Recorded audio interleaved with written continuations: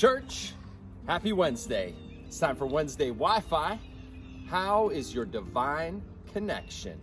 And today, we're moving right along actually in Galatians chapter 5 through all the fruit of the Spirit.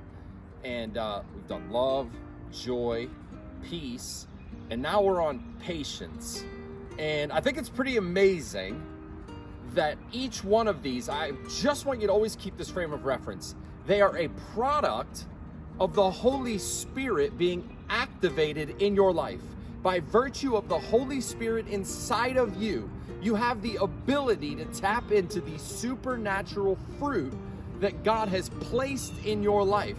And so today we're talking about patience. And kind of funny that patience is a fruit of the Spirit. It's something that we need the Holy Spirit to truly possess. But when you look into it a little deeper than the surface English word patience, it means probably a little bit more than what you might take at face value, right? Like when I think of patience, I think about my drive in this morning. You know, I'm on my way to the office. I got a lot of things I need to accomplish and a lot of things are on my mind. And the person in front of me is going, you know, more than 5 below the speed limit. And I just want to get here. I want to get here and I want to get to work and get some things done. And I find myself needing patience. Or if you're like me, I have this beautiful knack of if there's multiple lines to choose from at a grocery store, I inevitably choose the slowest one. I choose the one where a person's card doesn't work or the checkout person wants to talk to them about their week. And I'm standing there going, I got things to do. And so I'm praying for patience. But it's not really that kind of patience, although we do want to have patience in that regard. The kind of patience I'm talking about, and that is referenced here when we talk about the fruit of the Spirit, is really long suffering.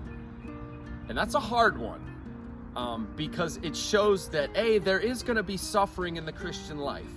I've said this before, and I'm sure I'll say it again. It is not all just an easy, smooth, flat road, this Christian life. There are difficulties, and there are challenges, and there are attacks. And there are times when we will face suffering. But that moment in your life, in your Christian walk, when you, and it's long suffering, it's not just like, I stubbed my toe. It's something that sometimes lasts longer than we wish it would, or even pray it would. But in that place of suffering, and in that place of going through extreme difficulty for an extended period of time, you learn things that you will not learn otherwise about God. And God will show you things that maybe sometimes can't be learned unless you go through those difficulties, unless you go through those trials, those very difficult events. Not that God needs to drag us through the mud in order to show us what it's like to be clean. It's just a part of the Christian walk.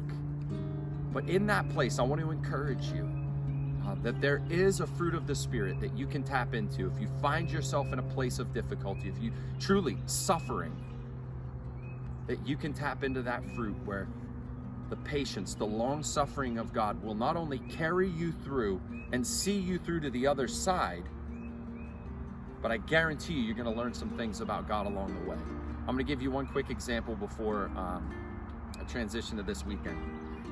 As many of you know, this past summer I got Lyme disease. I was sick chronically for about a month, not knowing what it was.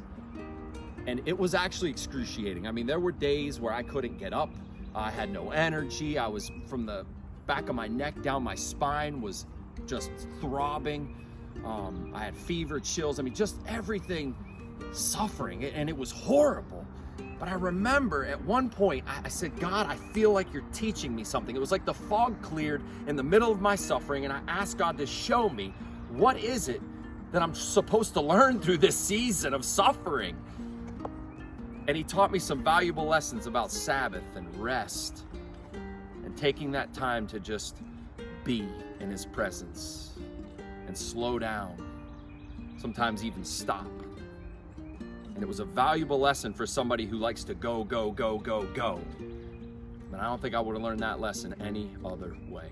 Church, this weekend, Acts chapter 2, it is the descending of the Holy Spirit upon those who have been waiting in the upper room.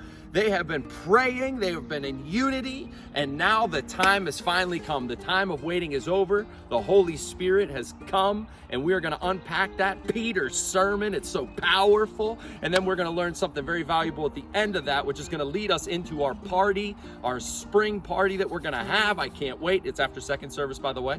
That we're going to have milkshakes and we're going to have hot dogs. I think the milkshakes are going to be green. They're dyed that way. Don't worry. But I love you. I can't wait to be back in the pulpit. I can't wait to see you all. Have a great day. God bless you.